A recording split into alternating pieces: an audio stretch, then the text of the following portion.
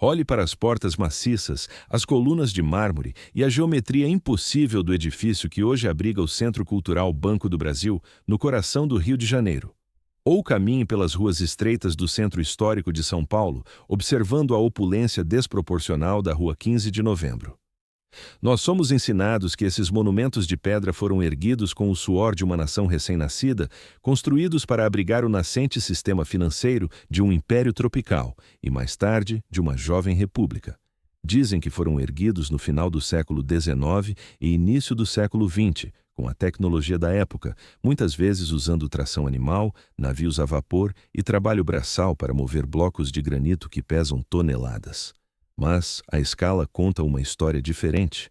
A profundidade dos cofres subterrâneos, as redes de túneis não mapeados que conectam esses edifícios ao porto, a precisão milimétrica de uma arquitetura que não pertence ao seu tempo. Tudo isso sussurra uma verdade que foi arrancada dos livros escolares. A história oficial afirma que o Brasil era uma colônia atrasada, uma terra de extração rudimentar, até a chegada da família real portuguesa em 1808. Fomos ensinados que as instituições financeiras surgiram do nada, em meio à lama e às ruas estreitas de um Rio de Janeiro colonial. Mas os documentos recuperados, as anomalias arquitetônicas e os registros contábeis que escaparam das fogueiras do final do século XIX sugerem o impensável. Esses edifícios não foram construídos pela coroa portuguesa ou pelos barões do café. Eles já estavam lá. Eles não foram inaugurados, eles foram desenterrados, limpos, rebatizados e ocupados. O sistema financeiro que hoje dita o destino de mais de 200 milhões de brasileiros não é uma evolução natural do comércio. É o resultado de um sequestro. O sequestro de uma infraestrutura global, pacífica e descentralizada, conhecida nos fragmentos proibidos como o sistema bancário da Tartária. A história como a conhecemos é um livro-caixa cuidadosamente construído, onde as entradas e saídas foram adulteradas pelos vencedores. Se você está satisfeito com as fábulas contadas nos livros do Ministério da Educação, este não é o seu lugar. Mas se você quiser olhar além da narrativa oficial, se quiser descer aos arquivos suprimidos e entender por que a sua riqueza é drenada todos os dias por um sistema invisível, certifique-se de se inscrever neste canal. Junte-se à resistência desperta. Vamos cavar mais fundo. Quando os historiadores descrevem a ascensão do sistema bancário moderno, eles geralmente focam nos Médici de Florença, nas casas de comércio de Amsterdã e no surgimento dos bancos centrais na Europa do século XVIII. Para o Brasil, a história sempre começa com a fundação do Banco do Brasil por Dom João VI, uma medida desesperada para financiar uma corte em fuga. Mas a verdadeira história, aquela que mal aparece nos livros de economia, aquela que até hoje repousa nos cofres lacrados das famílias de elite europeias e nos porões inacessíveis das igrejas coloniais de Minas Gerais, começou com um sistema que, segundo a narrativa oficial, não deveria ter existido. Em 1743, um jovem chamado Mayer Amschel Rothschild nasceu em Frankfurt, na Alemanha. Quando morreu, em 1812, sua família controlava a maior e mais implacável rede bancária da Europa. A história oficial, a lenda dourada do capitalismo, nos diz que ele construiu esse império a partir do nada. Um modesto comerciante de moedas que se tornou um gênio financeiro indiscutível. Mas os documentos paralelos, as correspondências interceptadas e a própria lógica do crescimento exponencial contam uma história muito mais sombria. Rothschild não construiu um sistema bancário. Ele assumiu o controle de um que já existia, um sistema que se estendia de Portugal à China e que, secretamente, possuía ramificações profundas nas Américas, incluindo o território que hoje chamamos de Brasil. Um sistema com filiais em cidades que, segundo a historiografia, não deveriam ter qualquer sofisticação financeira. Um sistema cujos registros antecedem em séculos a suposta invenção da matemática financeira moderna. A rede bancária da Tartária. E quando a aquisição hostil foi concluída, todos os vestígios do sistema original foram sistematicamente apagados da história. A primeira e mais contundente evidência vem da própria arquitetura. Em cidades de todo o mundo, de Paris a Buenos Aires, de Londres a São Paulo, de Viena a Manaus, edifícios que hoje são identificados como bancos centrais, alfândegas, tribunais e palácios do governo, compartilham características inconfundíveis: fachadas ornamentadas com elementos simbólicos específicos, colunas greco-romanas erguidas em locais onde não havia pedreiras ou estradas para transportá-las, cúpulas revestidas de cobre que funcionavam como condutores de frequência, padrões geométricos sagrados que se repetem através de culturas e continentes sem nenhuma comunicação oficial aparente. No Brasil, a anomalia é gritante. Veja o Teatro Amazonas em Manaus, construído supostamente no auge do ciclo da borracha. Disseram-nos que todos os materiais, dos tijolos aos lustres, vieram da Europa através do oceano e subiram o rio Amazonas para serem montados na selva em tempo recorde. Mas examine as fundações, examine as proporções, veja os prédios históricos na Rua da Alfândega no Rio, ou o edifício Martinelli e os antigos bancos ao redor da Praça Antônio Prado em São Paulo. As histórias locais afirmam que foram construídos entre 1880 e 1930. Mas mapas antigos, pinturas não catalogadas e diários de viajantes europeus do século XVII já descreviam ruínas colossais, edifícios de pedra, polida cobertos pela vegetação tropical. As casas bancárias da linhagem Rothschild, ou seus prepostos na América do Sul, como os Baring Brothers e depois as elites cafeeiras associadas ao capital britânico, ocuparam muitos desses edifícios. Prédios que eles supostamente comissionaram a arquitetos europeus, mas cujas evidências físicas, a espessura das paredes, a profundidade das fundações que vão dezenas de metros abaixo do nível do mar, sugerem que essas estruturas existiam muito antes dessas famílias chegarem ao poder. Eles não construíram seu império na colônia. Eles se mudaram para as ruínas de uma civilização anterior. O sistema bancário tartariano operava sob princípios que as finanças modernas aboliram propositalmente. Documentos recuperados de um arquivo selado nos Montes Urais, combinados com cartas jesuíticas suprimidas encontradas no sul do Brasil, descrevem uma rede de casas de valor que operava em todo o Velho e o Novo Mundo antes da era histórica atual. Essas casas de valor funcionavam como bancos, mas com diferenças morais e mecânicas profundas em relação às instituições modernas.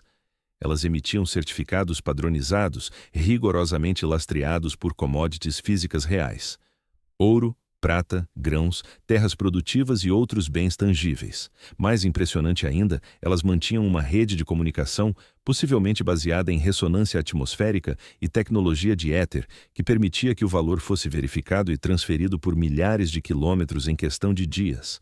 Uma capacidade de remessa global que, segundo a história oficial, só existiria após a invenção do telégrafo submarino e da internet. Elas operavam em um sistema de confiança mútua entre as casas, com protocolos invioláveis para verificação e resolução de disputas. Mas o detalhe mais perigoso, a característica que assinou a sentença de morte deste sistema, era um só. Eles não cobravam juros. O sistema das Srebrenice Tartária baseava-se em taxas de transação justas e armazenamento de commodities. Não existia usura, não existia o conceito de dinheiro criando dinheiro a partir do nada. Isso é fundamental para entender o mundo em que você vive hoje.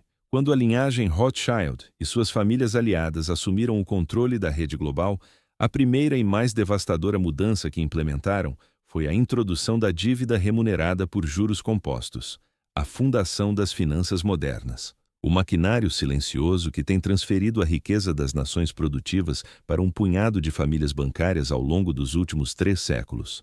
A tomada de poder começou na década de 1760.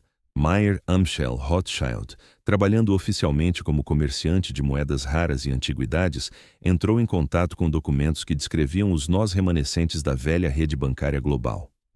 A história nos diz que ele aprendeu sobre o sistema financeiro com a casa de Oppenheimer, mas uma correspondência privada que veio à tona brevemente em um leilão restrito em Genebra no ano de 1923 sugere o verdadeiro método. Uma carta supostamente escrita por Mayer para seu filho Nathan, que seria enviado a Londres, contém esta passagem assustadora. O velho sistema permanece intacto sob a superfície. Suas casas ainda estão de pé. Seus cofres ainda guardam seu conteúdo. O que é necessário não é a construção, mas a ocupação. As famílias que o operavam estão dispersas ou foram eliminadas. A infraestrutura aguarda novos mestres. A mesma infraestrutura, o mesmo layout, o mesmo apagamento. Esta carta desapareceu nas mãos de um comprador anônimo e nunca mais foi vista pelo público. mas a descrição reflete perfeitamente a realidade histórica. A família Rothschild não construiu lentamente uma rede ao longo de séculos. Eles se expandiram com uma velocidade impossível em uma única geração, estabelecendo grandes casas operacionais em 5 capitais simultaneamente: Frankfurt, Londres, Paris, Viena e Nápoles. Cada casa comandada por um dos 5 filhos de Mayer. Cada casa ocupando palácios e edifícios de pedra que a engenharia da época mal conseguiria erguer. Cada casa adquirindo acesso imediato a uma infraestrutura logística, rotas de ouro e cofres subterrâneos que levariam gerações para serem escavados. Eles não construíram a rede, eles a herdaram pela força, eles a tomaram. Os operadores originais do sistema bancário da Tartária eram conhecidos nos velhos documentos como os Guardiões. Os arquivos descrevem-nos como uma classe dedicada e treinada desde o nascimento na gestão de valor, nas leis da matemática natural e nos protocolos de transferência de energia e comércio.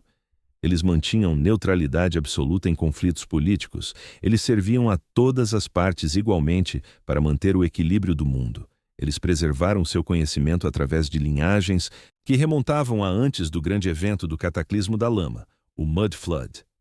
E então, entre 1760 e 1815, eles desapareceram. Eles não declinaram lentamente, eles não foram substituídos gradualmente pelo livre mercado, eles foram vaporizados do registro histórico na mesma exata geração em que a rede Rothschild emergiu. O que aconteceu com os Guardiões? Os documentos não dizem explicitamente, mas contêm referências veladas a expurgos, ao envenenamento de linhagens e ao grande deslocamento. Uma remoção cirúrgica e coordenada de uma classe planetária de gestores e sua substituição por uma elite parasita. Como isso se conecta ao Brasil?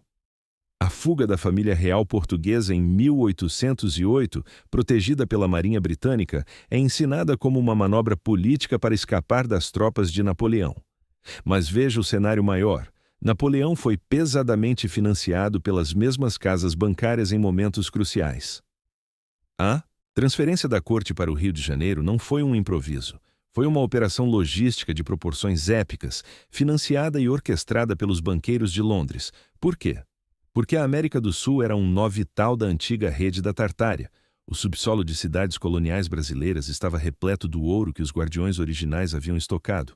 A elite europeia precisava de uma presença governamental forte, com o monopólio da força, para reivindicar os edifícios de pedra, esvaziar os velhos cofres e integrar o continente ao novo paradigma financeiro. O primeiro ato de Dom João VI no Brasil? Abrir os portos para as nações amigas, leia-se, o Império Britânico e seus banqueiros, e fundar o primeiro Banco Central das Américas, o Banco do Brasil, utilizando edifícios que, arquitetonicamente, já demonstravam uma antiguidade inexplicável. O sistema da Tartária era descentralizado. Cada casa de valor operava de forma independente, conectada a outras por regras imutáveis e protocolos de ressonância, não por uma pirâmide de poder. Não havia banco central. Não havia um ponto único de controle que pudesse estrangular um país inteiro.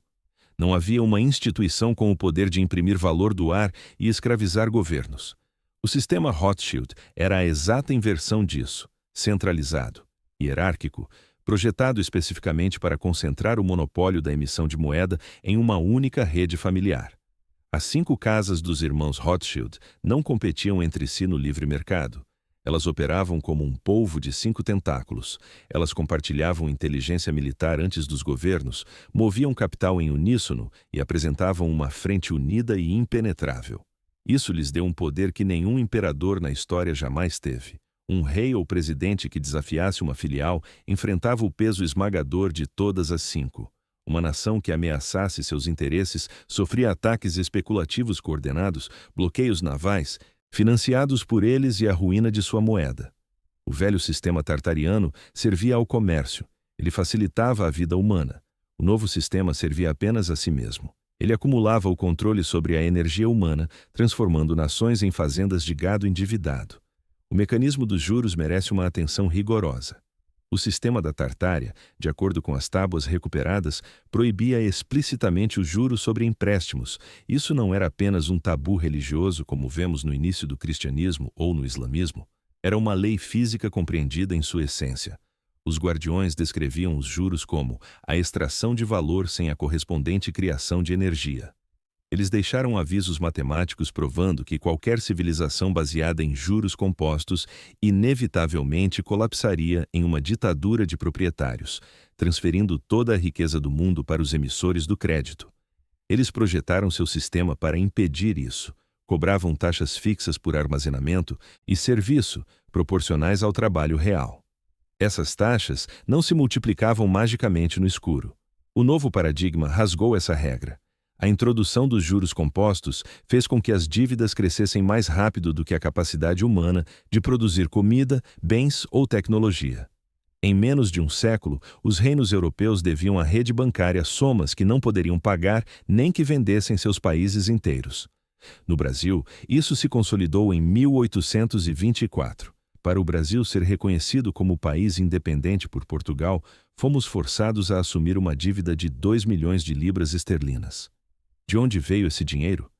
De um empréstimo fornecido diretamente por Nathan Rothschild, em Londres.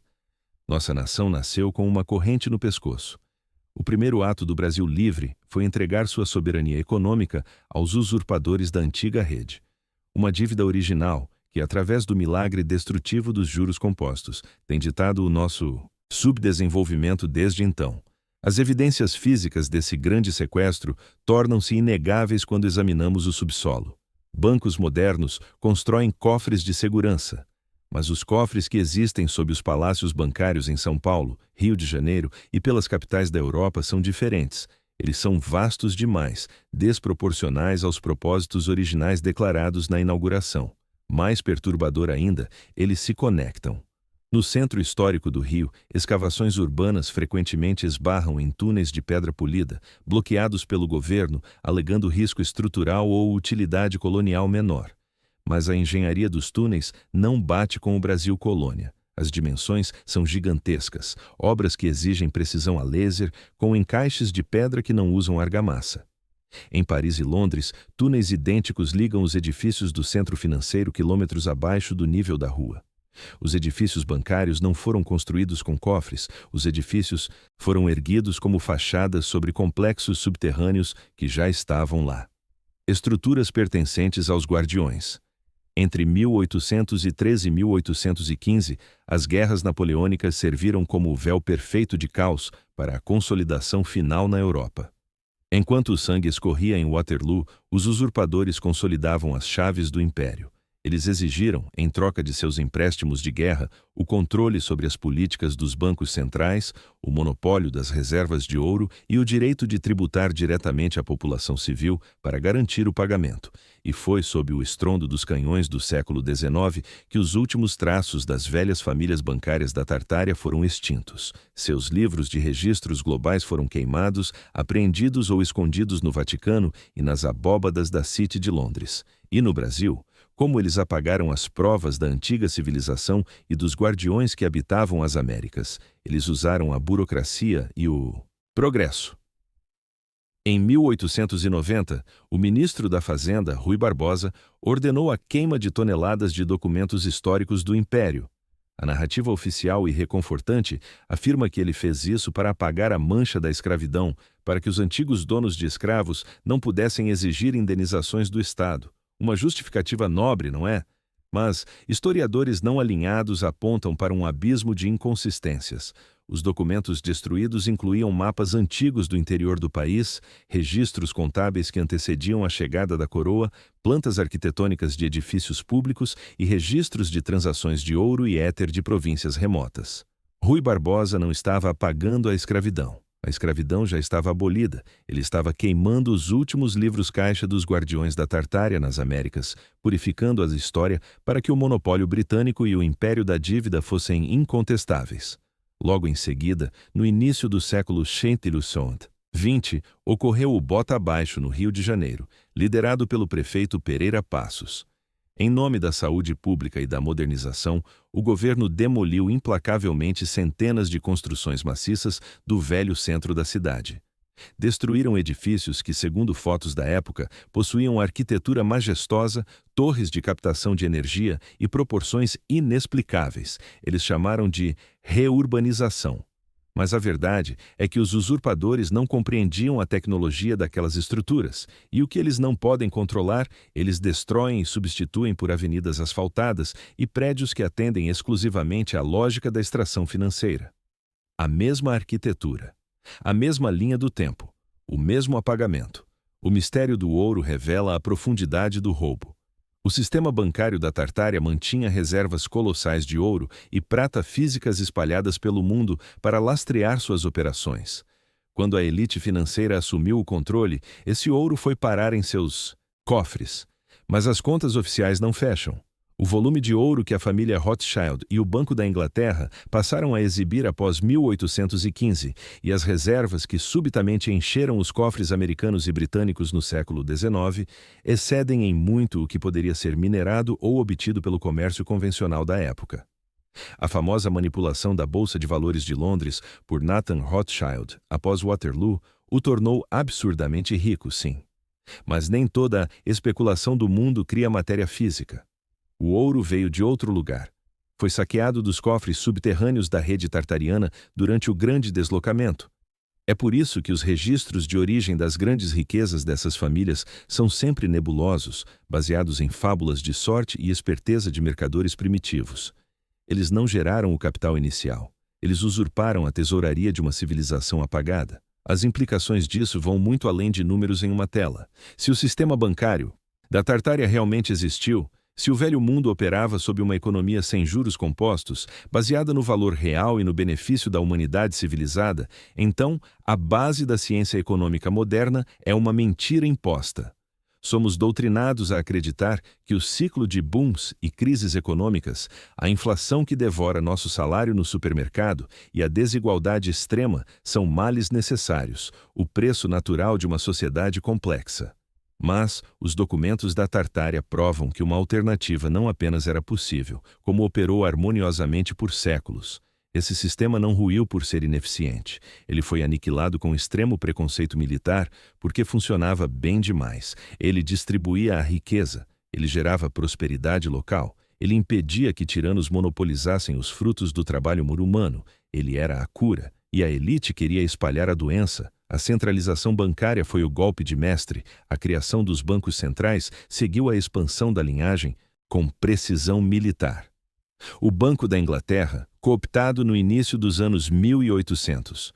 O Banco da França, criado sob Napoleão com envolvimento oculto da elite desde o primeiro dia. O Federal Reserve nos Estados Unidos, forjado em 1913 numa reunião secreta na Ilha Jekyll, desenhado arquitetonicamente por banqueiros intimamente ligados à rede europeia. E no Brasil, a criação contínua de mecanismos de controle da moeda atrelados ao sistema internacional, culminando em um banco central que dita a escassez do nosso dinheiro em obediência cega aos ditames do Banco de Compensações Internacionais, o BIS, na Suíça. Cada banco central moderno opera exatamente pelo mesmo princípio sombrio. Propriedade privada ou controle corporativo disfarçado sob o véu de uma instituição pública estatal. O poder divino de imprimir papel e chamá-lo de dinheiro. Emprestar esse papel aos governos com a adição mágica de juros e manter as nações trabalhando como servos medievais apenas para pagar o serviço de uma dívida que matematicamente nunca poderá ser quitada. O sistema usurpador encontrou na guerra o seu mecanismo de lucro mais acelerado. A Guerra do Paraguai, o conflito mais sangrento da América do Sul, é um exemplo brutal e esquecido dessa agenda. A história nos ensina sobre o delírio expansionista do ditador Solano Lopes. Mas olhe para o livro Caixa. Na década de 1860, o Paraguai era o único país do continente que não possuía dívida externa. O país emitia sua própria moeda sem lastro em dívida, promovia indústrias estatais, construía estradas de ferro sem pedir uma única libra emprestada aos bancos de Londres e operava fora da teia de controle dos Rothschild e da Casa Baring. O Paraguai era uma anomalia perigosa. Ele mostrava ao resto do mundo que a independência financeira era possível. A resposta do sistema foi implacável. Utilizando o Império do Brasil e a Argentina como mercenários, e financiando o conflito através de empréstimos obscenos que endividaram os brasileiros por mais um século, a elite bancária providenciou para que o Paraguai fosse varrido do mapa. Mais de 60% da população paraguaia foi exterminada. Não foi apenas uma guerra territorial. Foi uma guerra de extermínio financeiro contra um nó que se recusava a integrar o novo sistema. O Banco de Londres e o Rio da Prata abriram uma filial em Assunção no ano de 1871, logo após a guerra, garantindo o controle total sobre as ruínas do país. A velha regra da Tartária: nenhuma casa de valor fornecerá recursos para a destruição de homens, foi substituída pelo lema da nova ordem. A guerra é o negócio mais lucrativo que existe. Financia-se ambos os lados. O vencedor paga com juros, o perdedor paga com a alma, reestruturações e privatizações. E agora, a transição final está diante dos nossos olhos. O sistema Rothschild precisou de séculos para corroer completamente a barreira do valor real. Primeiro, eles retiraram o ouro físico das mãos do povo, substituindo-o por certificados de papel. Depois, em 1971, com o fim do Acordo de Bretton Woods, eles romperam até mesmo a promessa teórica de lastro, criando o sistema Fiat Global. O valor passou a ser criado por decreto, do nada. A extração atingiu sua forma mais pura, mas o papel e o dinheiro físico ainda permitiam transações anônimas, ainda permitiam a liberdade de trocar valor fora da visão panorâmica do estado financeiro. Hoje, eles preparam o ato de encerramento, as moedas digitais de Banco Central, as CBDCs. No Brasil, chamam de DEREX, o real digital, precedido pela genialidade comportamental do Pix, que acostumou a população à digitalização imediata. O discurso oficial fala sobre inclusão, velocidade e segurança tecnológica, a conveniência de não carregar mais carteiras. Mas a arquitetura oculta desse novo dinheiro digital revela o controle absoluto, dinheiro programável, dinheiro que pode ter um prazo de validade, forçando você a gastar para manter a economia artificial girando, dinheiro que pode ser bloqueado geograficamente se você ultrapassar seu limite de carbono ou se discordar das narrativas oficiais. Um sistema de vigilância panóptica onde cada centavo gasto é rastreado, julgado e armazenado no grande livro caixa na nuvem. O Pix foi a isca, o Drex será a jaula. O antigo sistema da Tartária foi desenhado especificamente para proteger o anonimato e a soberania do indivíduo. Era fundamentado em leis naturais e commodities imutáveis. O sistema que usurpou seu lugar removeu progressivamente cada camada de liberdade. Do ouro vivo para o papel morto, para o dígito fantasma na tela. Cada passo ampliou a autoridade central. E quando a transição para a CBDC for concluída, o fechamento das portas será irreversível. Quando eles controlarem o próprio interruptor de acesso ao seu patrimônio, toda a riqueza produzida no planeta pertencerá aos donos dos algoritmos bancários. Sempre houve resistência. Ao longo dos séculos, homens tentaram se opor à monstruosidade do monopólio bancário. Abraham Lincoln, nos Estados Unidos, tentou emitir seus próprios greenbacks, livres de juros, contornando os banqueiros europeus, e foi assassinado. John F. Kennedy tentou fortalecer o controle do Tesouro sobre a emissão de dólares e foi assassinado. E no Brasil imperial, o Visconde de Mauá, o maior gênio industrial de nossa história, tentou construir um polo de desenvolvimento tecnológico, ferrovias e estaleiros nacionais. Mauá era perigoso porque criava valor real, não apenas especulação. Ele foi metodicamente esmagado, sabotado, levado à falência e ao ostracismo pelos interesses combinados dos banqueiros britânicos e de uma elite política local viciada em crédito escravagista e subserviência ao capital estrangeiro. O padrão é cristalino. A rede protege a si mesma. Qualquer um que ameace o monopólio da dívida é podado da árvore da história. Hoje, a fachada familiar mudou. As famílias bancárias originárias preferem o silêncio. Suas propriedades diretas estão enterradas sob labirintos inescrutáveis de fundações filantrópicas, ONGs internacionais, fundos de gestão de ativos e corporações de fachada. Seus nomes não figuram mais no topo das listas de bilionários de revistas como a Forbes, porque essas listas são feitas para entreter o público, contabilizando apenas os executivos e as fortunas permitidas. Mas a velha engrenagem, instalada no final do século XVIII, continua girando. Os governos continuam afundando em déficits insondáveis. A riqueza continua sendo sugada das periferias para o centro da matriz corporativa. O sistema bancário da Tartária não é apenas um mito alternativo para mentes fantasiosas. As evidências de sua existência resistem gravadas na rocha, nos túneis escondidos sob nossos pés e, no vácuo de uma história oficial repleta de contradições matemáticas. Eles não inventaram a economia moderna. Eles subverteram a civilização anterior, destruíram um sistema que distribuía para instalar um que apenas consome. Da próxima vez que você caminhar pelas capitais do nosso país, olhe para os gigantes de pedra do centro financeiro antigo. Passe a mão pelos blocos de granito liso da Rua 1º de Março, olhe para o tamanho das portas, analise a cúpula dos velhos teatros e correios. Pare de ver essas estruturas como cartões postais e comece a vê-las como cenas de um crime cósmico. Um crime que apagou uma civilização inteira e colocou a humanidade como fiadora perpétua das dívidas de uma elite usurpadora. Eles apagaram os guardiões, queimaram os livros na Praça da Alfândega, esconderam os túneis com lajes de concreto e transformaram você, seu trabalho, o seu tempo de vida suado, em nada mais do que uma fonte de energia para a matriz financeira de juros compostos. A transição está quase completa, do velho mundo saqueado até o pesadelo digital rastreável que está batendo à nossa porta com o Drex. Mas a compreensão desse sequestro milenar muda as regras do jogo. Porque se um dia já fomos livres da escravidão financeira invisível, se um sistema de equidade real já existiu na Terra e no nosso solo, ele pode ser concebido novamente. Deixe seu pensamento nos comentários. O que eles estão escondendo debaixo da sua cidade? Assine, deixe o seu like e, acima de tudo, permaneça vigilante. Não aceite o livro caixa deles como a palavra final. A história não acabou. Ela está prestes a cobrar sua fatura mais cara. Alguns impérios conquistam com exércitos, outros, muito mais perigosos, conquistam com canetas, papéis e dígitos em uma tela. A verdadeira guerra nunca foi territorial, foi pelo controle da sua energia, e o banco da história ainda está aberto.